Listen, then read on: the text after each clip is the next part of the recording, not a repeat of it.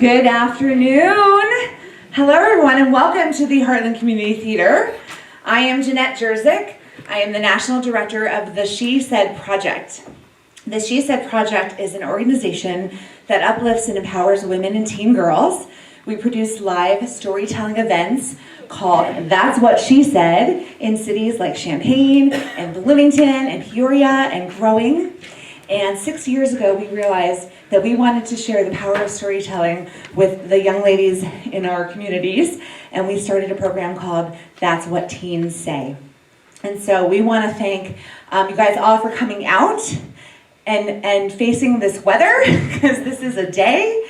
And we couldn't have done this program without the incredible support of an organization here in your community called the Family Community Resource Center. So I'd like to introduce you to Belinda Kennedy, the CEO of this amazing organization, who's going to share a little bit about the work that they do.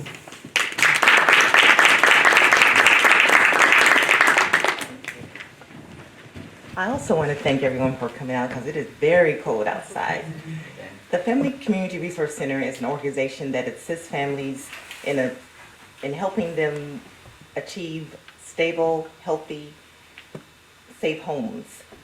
We provide services such as family advocacy, resource and referral, domestic violence education, and intervention services for families who are operating in a crisis mode. And so we are so proud to be part of this event and, you know, to be supported by That's What Teens Say, because the teens are learning self-awareness skills, self-esteem, confidence, communication, and listening skills, which is very important, and that's going to carry them a long way in life. So again, I want to thank you for coming out and welcome.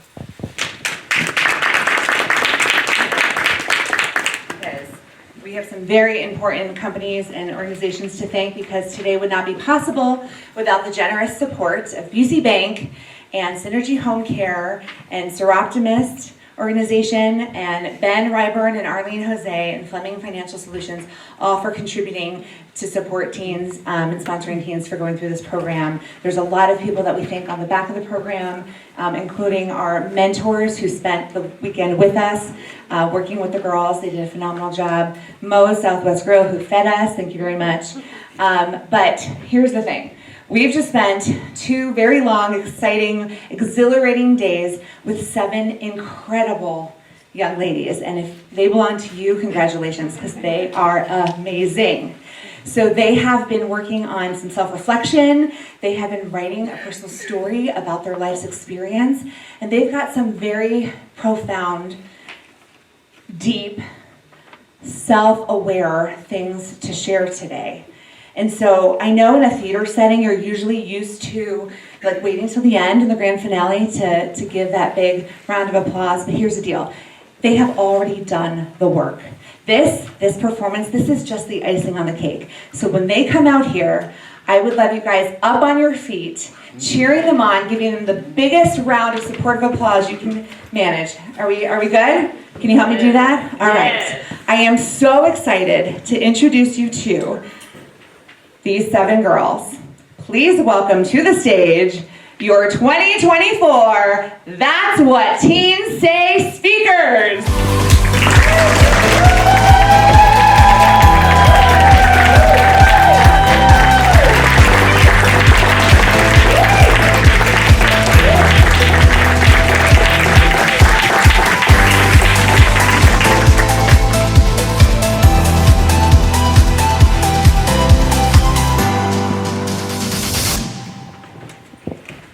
I close my eyes and see very clearly the little girl I once was.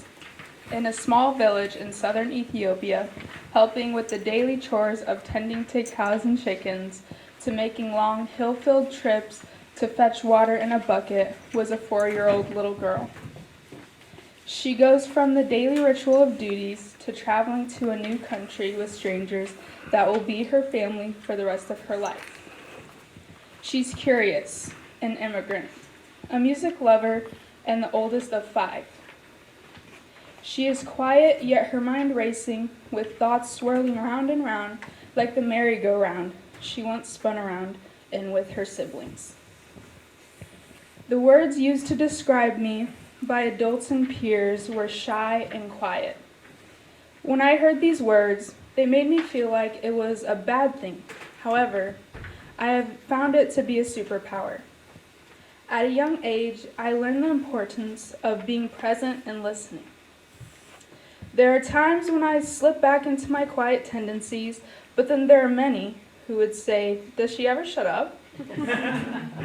I have found my voice through music and the support of friends and family, and want to help in creating change and uplifting others. My eyes are open. I have had a long journey in my 17 years of life. It has been filled with a lot of ups and downs, loss, trauma, and grief. But on the other hand, I have gained many skills and more love from not just my birth family, but my family here as well. I am learning to be comfortable, taking up space, and being comfortable with being uncomfortable. I look forward to the future and am ready to conquer whatever else life may bring.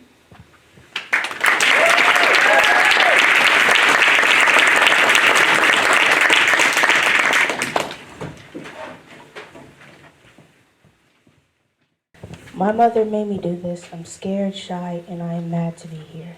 But I am brave. Sometimes it feels easier to be quiet, but I don't want to be. I want people to know me, and that means I have to talk more. I have to open up, feel confident to say my name, and I have to be brave. The letters in brave are B-R-A-V-E. For me, that means I am beautiful, responsible, artistic, vibrant, and energetic. But when I'm shy, people won't know these things. The real me loves to travel with my friend, play with my dogs, joke around, and do art. Yes, I was mad. I didn't want to be here, but I chose to stay. My name is Tamea, and I am brave.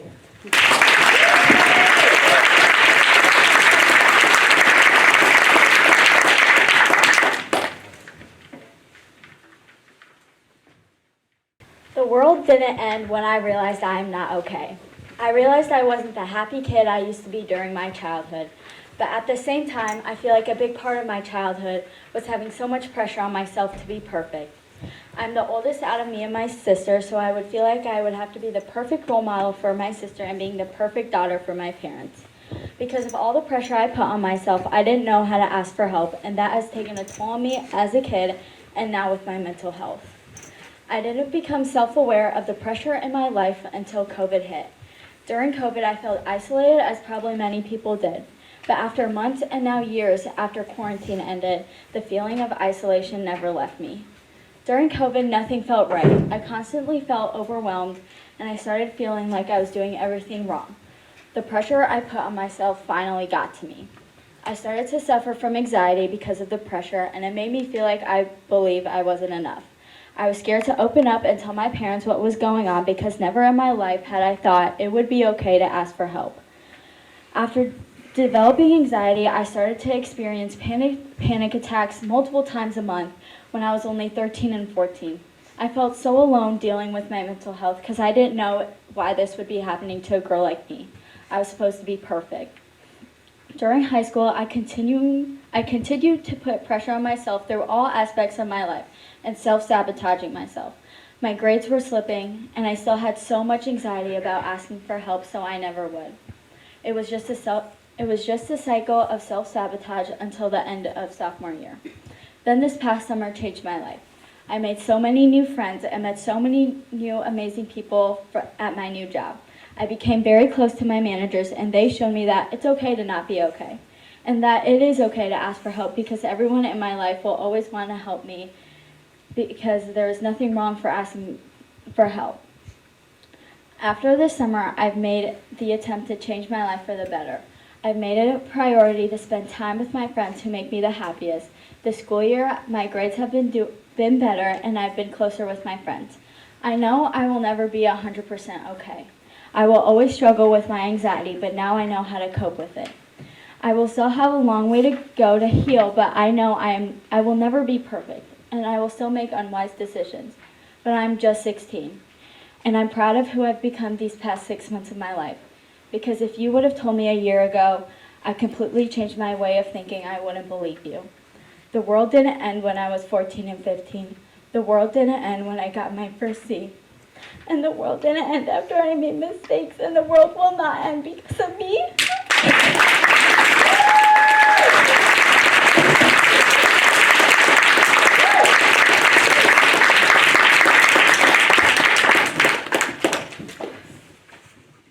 I was once a talkative, confident, and energetic small girl, sharing stories without caring what others say.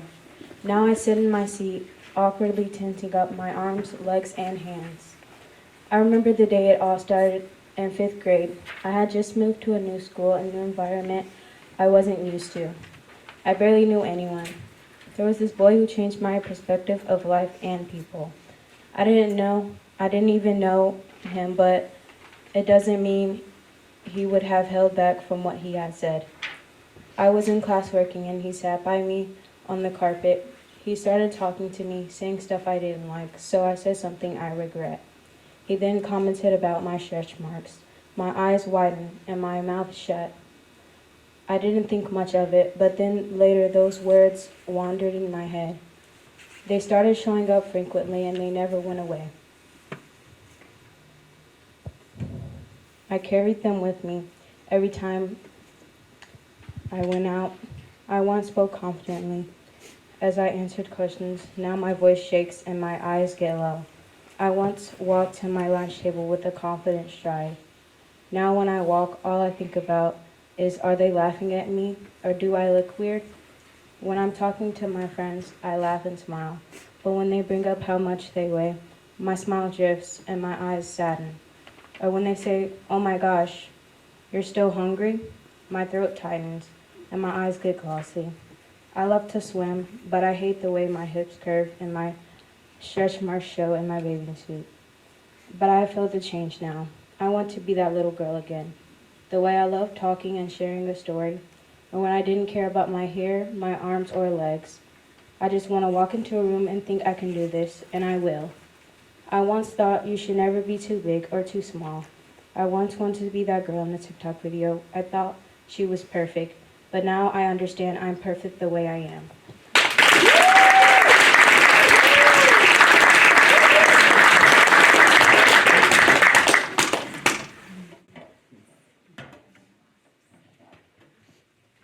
My beginning, but not my end. It was a slow day in school and my mother came to pick me up for lunch. Little me, so excited that my mom was picking me up early for my 3rd grade class. My mother took me down the same road she would take me to go home, not mentioning anything about going to get food. Pulling into an unrecognizable parking lot with a large brick building straight across. Hung across the building was a large welcoming sign labeled as a place of therapy. Seeing that sign, I knew, even as young as I was, I knew what it meant. I knew there was a reason why I couldn't only wear the same t-shirt every day. It was the only one that didn't overstimulate my senses. As young as I was, I knew I wasn't normal. It wasn't normal to freak out every night leading up to a big event. Little me knew something was going on in my mind not every other child in my class was experiencing. Walking into that building, there were so many answers we needed, and walking out, we had one: generalized anxiety disorder. That information was just 3 words, but answered hundreds of questions about who I was and why I was like that. Those 3 words didn't answer my questions, but they sure did answer my mother's. From that day on, I attended therapy. You know, at first, as a child, I thought it was cool. All the toys, the paintings, free hot chocolate, and mostly getting to talk about myself. But just as life goes on, you learn and you grow. You realize how things really are.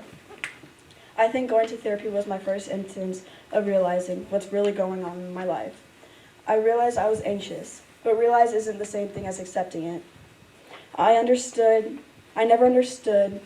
took time out of my day to even think that there was something wrong with me. Avoidance has been my best friend through my life. And through all of my avoiding, I found swimming and lifting. I allowed swimming and lifting to take up essentially my whole life to the point where I stopped seeing my therapist. Falling in love with exercise seemed like my calling, my fix for everything, every thought that had taken over my head. As you can tell, avoidance truly has been my best friend. You know when some people love something so much, they just begin to obsess and want to control everything about what they love? That exact thing happened to me. I was so obsessed with working out and being successful in athletics I found myself working out on average 3 times a day, ruining my body that nobody saw. One thing that comes with obsessions that need that desire to have control. Coming out of the blur that my life had been through middle school, starting high school, I remember being happy for a new start. But my issues came with me, and I found my new obsession. I was looking for an outlet. Basketball was my outlet. My distraction, being surrounded by amazing teammates, having amazing coaches, and an amazing program. It was just what I needed for me to keep me from reaching my inevitable low. When basketball season ended, I slept more, I skipped school, I ate less, and I stopped picking up the basketball. I stopped smiling. In reality, depression had hit me worse than it ever had. Sometimes when depression hits, it's so hard that not being here on this earth seemed like the only option. When depression hit me, it felt like that. I felt so hopeless. I remember needing help so badly, but my words were taken by my depression. When the crisis team arrived at my house, all I could do was cry. That night truly determined what happened next in my life. On an early March night, I was picked up from the ER in a black transportation car. The interior is nearly identical to a cop car. Cold and afraid, I'm transferred to Lincoln Prairie Behavioral Health Center. There I spent 7 pointless days, and I was sent home. I remember being so hopeless, so desperate to tell someone how badly I was feeling, and how badly I just needed help. But I kept it all inside. Exactly 2 weeks after returning from my last inpatient visit, I overdosed. Falling asleep shortly after and being woken up by my mom and taken to the ER. I remember being so angry with myself, I refused to let my mom and dad see me in the hospital. I was so angry that I hurt the people I love. I was so angry that I hurt myself in such a way. I was so angry that I even felt so depressed. I was transferred to the pavilion in Champaign. I pretended like I didn't have to be there. I continuously hid my emotions. I did all of that just to ignore the fact that I needed help. 9 days of inpatient treatment, I threw out the window. Coming home, I felt different, and honestly, I really did want to change. I wanted to be a better person and a better me.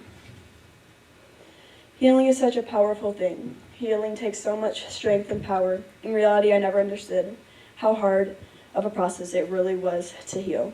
I wasn't ready mentally and mainly I wasn't mature enough mentally to even understand what it was going to take to heal all by myself.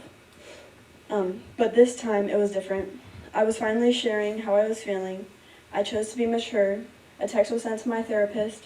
Then my mom was contacted. The crisis team was called and my last placement was made. Shipped off to Lincoln Prairie, hopes were high. Hopes were high, meaning this was our last and final straw. Emotion rushed through me, re-entering the long hallways and dormitory of Lincoln Prairie. There I believe I was finally introduced to me. That's what I like to say, at least. The younger girls in my hallways looked up to me. They commonly called me their bigger sister. Being that type of person for the girls made me feel a new responsibility in my life, something more powerful than I've ever felt. Living in Lincoln Prairie, I felt as if I finally had a support system behind me ready to watch me succeed. In my mind, that's exactly what happened. I transferred to Bridge Academy to continue my education. There, I received support that was needed. I made it my goal as a young female to use my experiences and my abilities to my advantage and to help others. Now I'm here sharing my story because I love the woman that I've become.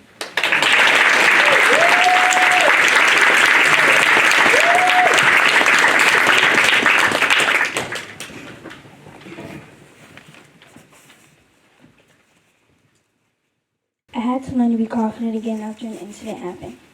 It happened on a bus. I was bullied and attacked by 2 girls. I got into a fight. It wasn't equal. It wasn't 1-on-1, it was 1-on-2. Due to this incident, I lost all my confidence. I lost being brave, and I lost standing up for myself when girls would mess with me. I had to find real friends that actually cared about me and my feelings. I lost friends and got friends. I've been through fake friends, but I know we all had fake friends. They put me in drama and instigated all my fights. They got me in trouble. I can't even tell y'all how many times I've been suspended. Trust me, I'm not proud of the stuff I did in the past. I'm still learning to become a better person and to become better at expressing my feelings in my music, my words, not in fighting or arguments or violence. I have been through bad thoughts and thinking about hurting myself and others around me. This time I was really upset. I ended up cutting myself. I was crying and could not feel anything. I was depressed. I was mad, sad, and angry. I didn't know how to feel, and nobody knew how unhappy I was with my life. What made me feel worse is that I didn't know how to talk to people about it. I thought that if I was to tell somebody how I felt, it would be embarrassing and they would think I was crazy. That wouldn't change anything because at the time I was already embarrassed. I thought I was already crazy. I got through it. I mean, I'm here, right? I didn't have a good childhood either. I was traumatized by my brother's painful experiences. The person that hurt my brother never cared about my family. We went through this for 6 years. I told my counselor what was going on because I was tired of everything, but that didn't help anything. The outcome was me and my siblings got put in DCFS. We had to go live with my grandmother. We lived with my grandmother for 3 years. Those 3 years were good sometimes and bad sometimes. I was angry with everybody, and I took all my anger out on my grandma. No matter how many times I say sorry, it can't fix the things I said or did to her. What I had to do is fix my actions, and I hope she has forgiven me. In 2023, I was returned to my mom, and I am now living with her, and I am happy. I learned from all of this that happened in my life is that God will put you in it, help you through it, and take you out of it to teach you something. That's why we go through things, because God is trying to teach us to turn around our lives before something. It's like giving us a heads up, like telling us to change our lives around before something bad happens in the future.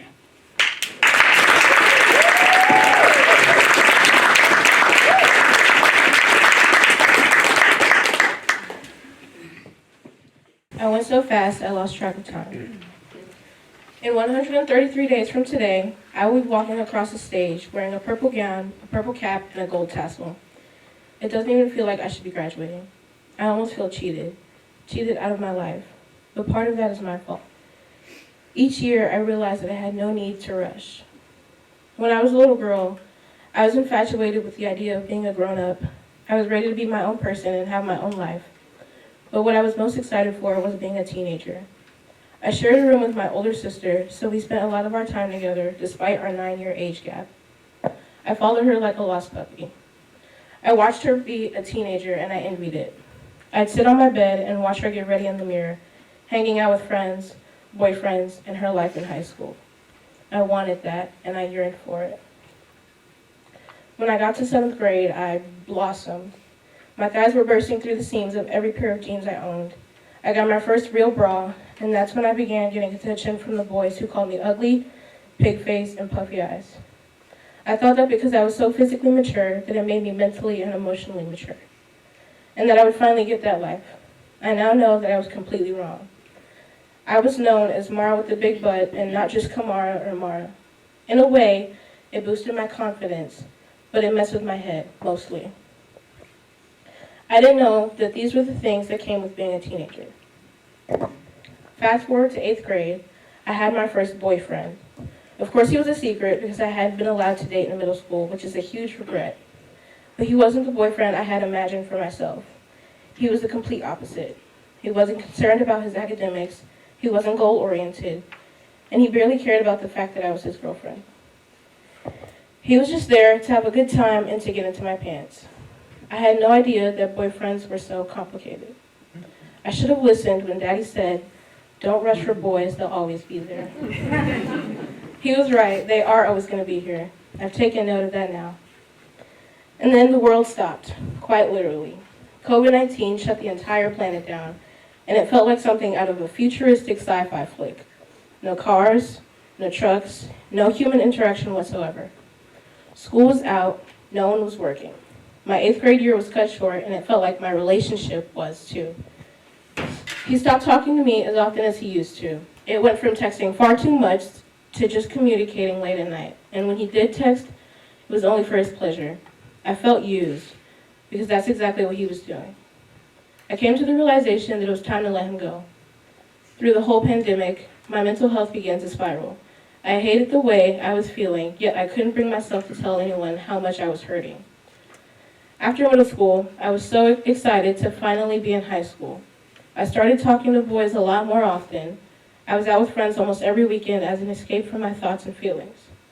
But I knew I had other priorities besides having fun and living the life. My parents kept trying to warn me not to waste my time as a teenager, wishing I was able to do things like an adult. I wish I would have listened to them sooner, because those 4 years of high school flew faster than I could have imagined. I was reflecting on my first half of high school and realized that I'd wasted my chance of teenhood on an emotionally and mentally abusive relationship that I just would not allow myself to leave. Around the end of my sophomore year, I realized that I was, in fact, going too fast, but it was too late to slow down. I was halfway through high school, so my time was almost up. I started to miss the time I wasted on boys and wishing to grow up so fast. And in the midst of it all, I lost an ex-boyfriend to a hit and run. It hurt me deeply and sent me back into my depressive state. I closed myself off from the world and started appreciating the time that I had with the people in my life. I took the chance to connect with myself and started to appreciate myself before I allowed anyone else to gain access to me like before. That didn't last. During my junior year, my ex-boyfriend reemerged and robbed me of whatever I had left of my youth. He assaulted me. While it is so very hard to talk about, I am realizing that I need to start saying it out loud. The option of keeping it bottled up is no longer. In 133 days, I get to start my next chapter.